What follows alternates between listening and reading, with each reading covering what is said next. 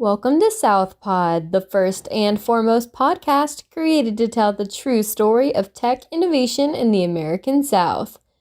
Southpod is hosted by John Yarian and Stanfield Gray and produced by Dig South Tech Media. Dig South Tech Media is the South's tech hub, the place where leading global brands connect with the most scalable startups. Visit us at digsouth.com and follow us on social media at Dig South. This episode of Southpod was recorded as a part of the Dig South 2020 Virtual Tech Summit. It features Welton Chase of FirstNet. Now let's dig into Southpod with Welton Chase.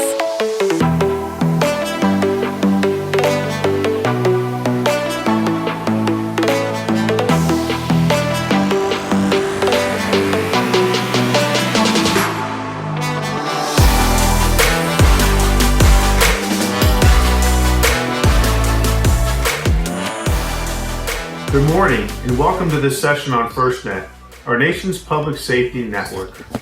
My name is Welton Chase Jr. and I am one of the 15 board members codified by law and selected by the Secretary of Commerce, Secretary Wilbur Ross, to help bring FirstNet to the nation. I'm broadcasting to you this morning from Augusta, Georgia, home of the Masters and here in the South, and I'm very honored to have the opportunity to join with my teammates and those of you at Dig South. Thank you for this invitation to have FirstNet participate as part of Tech Hub. Given the work that we're doing all across the nation and right here in the Southeast, we are very excited to be a part of this forum. You know, as a soldier, I fought during 3 separate combat deployments, and it was during each of these that I learned the importance of a reliable communications network. FirstNet is a reliable communications network. And our communities today demand that our first responders have a network like FirstNet to ensure they're better connected, better protected, and more situationally aware as they carry out their duties and responsibilities in an increasingly complex environment. So what is FirstNet? Well, FirstNet is a state-of-the-art cellular, nationwide, interoperable broadband network that's able to transcend jurisdictional boundaries. FirstNet is a physically distinct core network that's dedicated for our first responders and other public safety workers. FirstNet was established in part to address the communication shortfalls that were identified in the 585-page 9/11 Commission report. And FirstNet was also established in part because our first responders lobbied Congress for a dedicated network that could enhance their awareness, improve their understanding, and allow them to make decisions to save lives and protect our communities. The Congress acted, and on February 22nd of 2012, the U.S. Congress enacted the Middle Class Tax Relief and Job Recovery Act. This act created the First Responder Network Authority as an independent authority within the U.S. Department of Commerce to ensure that a dedicated broadband network was built for public safety. Now, this act ensured that FirstNet would have a dedicated network, and through the auction of spectrum, provided the resources to establish FirstNet. FirstNet quickly moved out and teamed with the Department of Interior to make a 25-year award to AT&T based on the determination of overall best value solutions for FirstNet and public safety following a rigorous procurement process that followed the federal acquisition regulation. Now, the auction of spectrum did some incredible things. It enabled the creation of FirstNet. It returned monies to the U.S. Treasury, and it created a self-sustaining mobile broadband infrastructure that's dedicated to public safety. So how is this innovative idea working out? It's unbelievable. FirstNet is growing fast. In just 3 years, the network is operating nationwide with more than 10,000 public safety agencies subscribed and 1 million connections. FirstNet has deployed broadband for public safety in areas all around this country, especially in rural and tribal areas, many of which have never had broadband connectivity before. FirstNet's focus is on public safety, but with the expansion of first responder services also comes the benefits of local communities because they're able to bring connected services into underserved areas. FirstNet also helps to keep our communities online during natural disasters and large events. With a fleet of 72 dedicated deployables, 3 flying drones, and a blimp, first responders have access to these deployables to ensure that their communities stay operational. Now, these deployables have helped communities in the Carolinas, Georgia, and all along the Florida Panhandle after hurricanes and during other natural disasters. FirstNet responders are tied into a FirstNet ecosystem, and that ecosystem provides those first responders with the ability to communicate and send data quickly, helping save lives and speeding recovery efforts. I want to spend some time talking about the first responder ecosystem. Based on the U.S. Bureau of Economic Analysis, the U.S. state and local governments in 2018 spent $400 billion on public safety. Little of that spend was used to provide technology improvements. If our communities could figure out a way to tap into some of that spend and bring those innovative ideas that are used in other areas to help our first responders, we could connect our first responders with more technology that could interface into smart cities and see a huge return on investment. Think about the ways our smart cities and communities could use mobile technology to benefit our lives. Improving awareness, enhancing understanding to make better decisions, and connected solutions that can save lives and protect the public. Many of these innovative ideas could include receiving alerts, streaming video from drones to reduce response times for fire and emergency responders, accessing critical databases from the field, accessing building plans on mobile devices during fire alerts while vehicles are en route to the fire location, tracking vehicles to know when critical help is on its way to arrive. Each of these are ideas that can harness the power of smart cities, and we're beginning to understand even more just how important these capabilities have become as we are living in this new normal of COVID-19. So how is FirstNet helping in this new era of COVID-19? Well, FirstNet's enabling drive-through testing sites. It's equipping our first responder vehicles with improved situational awareness. It's extending connectivity to U.S. naval ships like the Comfort and the Mercy. FirstNet is also enabling expedient medical and quarantine sites to be established, along with emergency operations centers all across this country. And it's giving our first responders the ability to have priority and preemption and other unique capabilities and applications that are helping to save lives. Innovations. These innovations are occurring because of this pandemic and because of innovators like you who take their ideas and bring them to this community. So how can you help to do more of this? Well, FirstNet is enabling unique businesses and opportunities that are really creating an entirely new industry of public safety communications technology. By working with our sister agencies in the Department of Commerce, FirstNet has supported a unique effort to grow solutions, jobs, private investment, and business opportunities in the public safety communications technology field. This month, we awarded a $1 million grant to connect stakeholders in the response and resilience industries.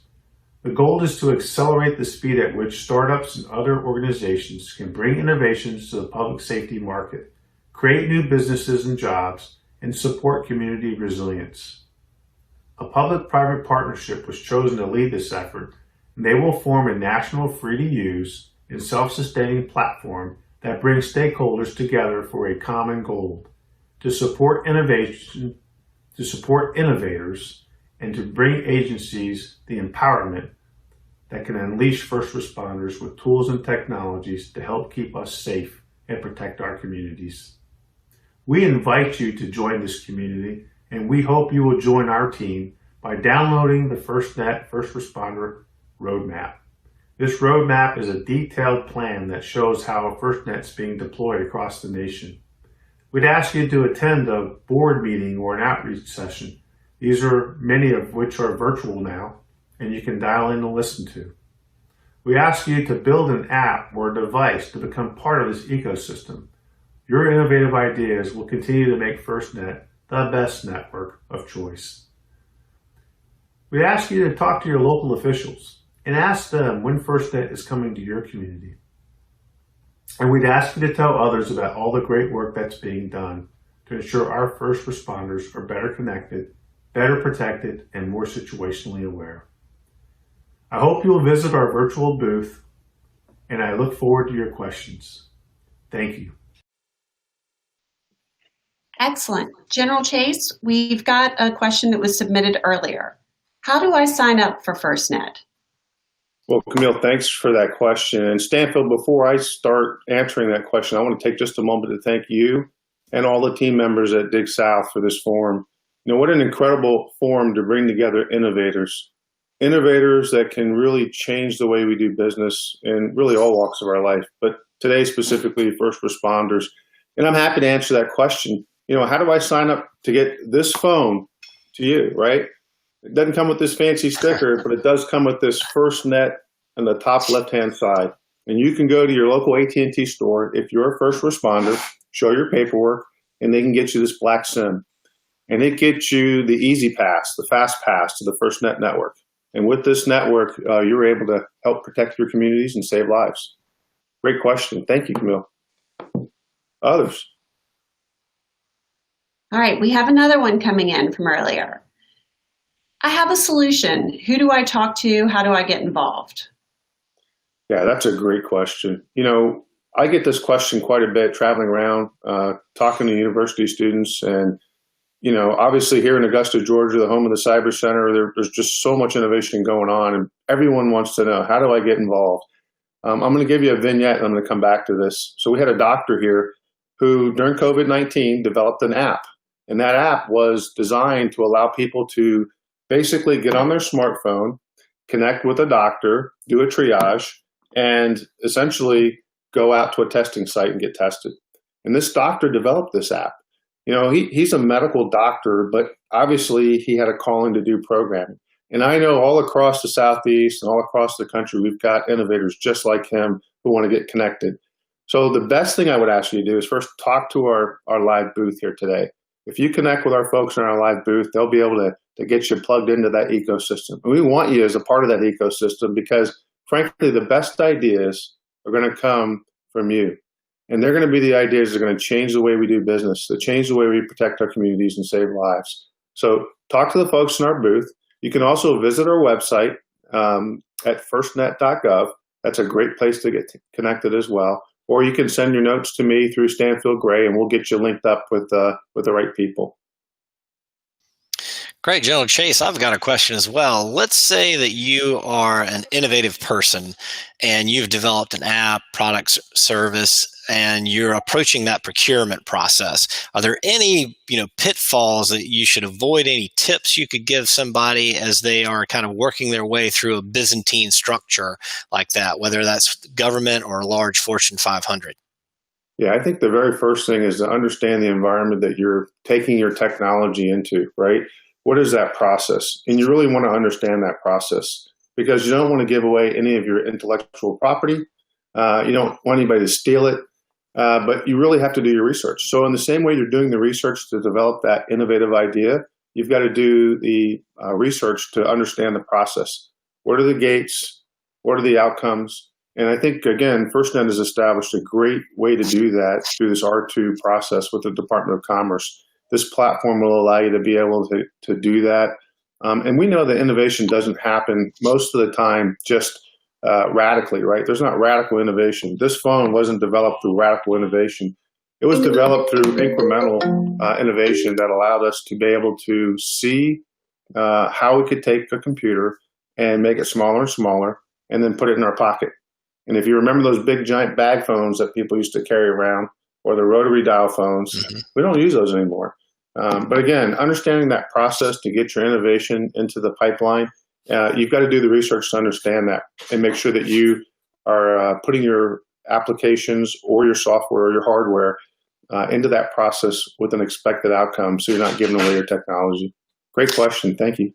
Sure. And so once let's say you've now won that contract and you're really excited and you have 30 years of experience in the military and you've worked with, intergovernmental agencies, private sector corporations. How do you establish in that partnership the type of team to tackle that? How do you lead that team? What are you looking for? What's the best way to take that first step and say, here's who's gonna, who the key players are, and here's how we're going to execute on the plan?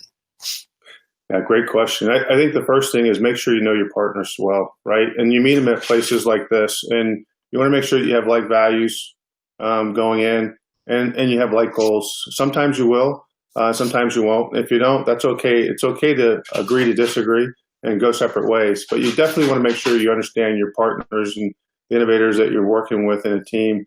And really the best way to meet them is through forums like this, where you're seeing technology and you're saying, hey, I could use a piece of this. Let me talk to this person. And honestly, in a virtual environment, there's great ways to be able to do that. Thank you. Camille, I think maybe we have another on your side. We do. Let's see. First of all, we have a comment from Duncan talking about how you're exactly right that we're about protecting IP. A critical part of that is keeping complete records of your design and development phase. So thank you for that comment, Duncan. Another question that we got is, does FirstNet provide any loans or grants as a federal agency for businesses? How can FirstNet help more directly? Yeah, we don't do loans or grants. That's not something we're doing. But through the R2 process, we are bringing innovators in together. I think it's important, anybody that's designed software or worked with a program knows that a lot of the work that you do, and I'll give you an example. Georgia Cyber Center is a great public-private partnership where you have federal government, state and local agencies, and you have academia all coming together and talking. And it's in that environment, that incubator, where you're sharing ideas, right? And so we've established a very similar platform where we can bring people together, they can share ideas. And in that ideas, that's where the innovation really occurs. You go back and say, hey, I'm going to take all these ideas, wrap them together.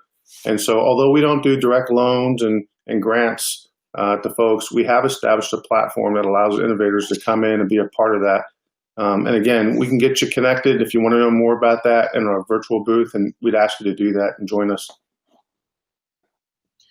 General Chase, following up on the Cyber Center comments, can you talk a little bit about the security with FirstNet? Is it more secure? How is it being used for telemedicine?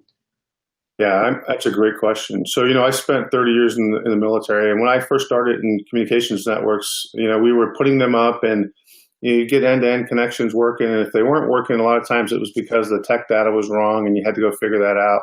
Today, that's clearly not the case. Today, we've got networks that are connected, and they're running 24 hours a day, 7 days a week, and we have people that are just as determined to disrupt those networks, either through denial of service or through other actions that we've seen, frankly, all across the country. We've seen ransomware attacks. We've seen other things that have occurred. So FirstNet is end-to-end encrypted. So that means our first responders are protected. When they send traffic across the network, that traffic is protected from being read, understood. And that traffic is also protected from being compromised, right? So our network is hardened, and it enables our first responders to respond and react, especially in cases where that potential could be very high. And you can imagine what's happening across the country today, where folks would want to disrupt our first responders so they can't save lives and protect communities. And again, FirstNet has those protections built in. And it's one of the things we're seeing. It's innovation, frankly, that has me very, very excited to live in the Southeast. And we've just got some incredible talent. And we really need to get that talent plugged in, because if you think about what's happening on net today, there's 7 billion people in the world, right? Of the 7 billion people that are in the world, 4 billion are connected to the network today. That's what we estimate. And of the 4 billion people, there's only 330 million that live in the US. So think about the opportunities to innovate in that environment with access to that many people, that many ideas, that many ways of looking at things. Very, very incredible. But just as incredible as that is, it's also very vulnerable. And so again, FirstNet has that end-to-end encryption and protection that protects our first responders as they operate in that environment. Great question, Camille. Thank you. General Chase, when we had our pre-call, you mentioned that there were over 1 million cybersecurity jobs out there. So for some members of our younger audience, we have some college students and some recent graduates, especially this year, that may be considering a new career choice. What are some smart ways to approach that? And tell us a little bit about those openings, especially as they relate to the center that you're involved with in Augusta. Yeah, so let me just say right off the bat, you don't have to be an engineer. I'm an engineer, but you don't have to be an engineer to be in cybersecurity. We need people across the spectrum, whether you're an artist, or whether you're a painter, whether you work in a library, it doesn't matter. And you can do cybersecurity in your community because every community of interest has information that's stored on the internet, and they use mobile phones and devices. And in those applications, someone's going to innovate a way to protect that. And what I mean by protecting is simply this. This device, when it rings, I want it to ring. So when someone calls me, I want that phone call to go through. I don't want it to get disrupted. That used to be a given, but today it's not a given. And we've got to protect that ability for it to operate. Now think of all the mobile devices and applications that you use in different areas of life. There are many, many different areas of life where we have people that are using applications. And to ensure that those applications continue to run, it's hard. It's going to get harder because of what I talked about earlier. The number of people that have access that either unknowingly disrupt you or knowingly disrupt you for other reasons. And what I would say is, today they estimate there's 1.4 million jobs that are vacant and can be filled right now. So, and you don't have to be a computer science major, but you do have to have an interest. And I recommend that if you're interested in learning about that, again, stop by our booth. You can see some of the things we're doing in the first responder community. But there's lots of opportunities to get into this field. And I think it's going to be one of the fields after this pandemic that, quite frankly, grows quite a bit. And we're seeing that transformation in just the way we're interacting right now. Everything's going more to a virtual environment. For our attendees out there, don't forget that we do have the virtual booths available today and tomorrow. You can find them all on the agenda, and many of them will have someone there live to speak with you, connect with. Otherwise, you can also reach General Chase through the community and the profile, reach out that way, the Slack channels, all the ways that we have to engage with FirstNet and with his fantastic team. So let us know if we need to connect you directly. On behalf of Dig South Virtual Tech Summit, thank you very much for joining us, General Chase. Looks like we probably have time for one or two more questions. If there is something that you really wanted to emphasize and share here as we close, what would be top of mind? Yeah, I think when you think about our first responders, right, they're our next door neighbors. That's that volunteer fireman or firewoman who's going to go down and tonight pick up a phone and go on call and may get that call to go out and save your neighbor. As we push FirstNet across the country, we want to make sure our first responders are better protected on the net as they operate, their data, their information. We want to make sure they're better connected by giving them band 14 so that when they're at the Super Bowl and all the phone lines are just crunched, they can get on band 14 in that network and make that call to save someone's life or to help someone out. And we want to make sure that they're more situationally aware. The complex environment all across the nation is just getting tougher and tougher to be a first responder. And again, first responders are our next door neighbors. They're men and women who are looking to help us stay safe and secure. And FirstNet is really helping them with the tools. And we're just so happy to be able to do that and bring it to the nation. There's been so much work behind the scenes that has gotten us to where we are. But we always need more teammates. And so I'd leave you with this last thought. Join our team. Come by and visit our booth. Be a part of FirstNet. We need your innovation. We need your ideas. And we'd love to have you on our team.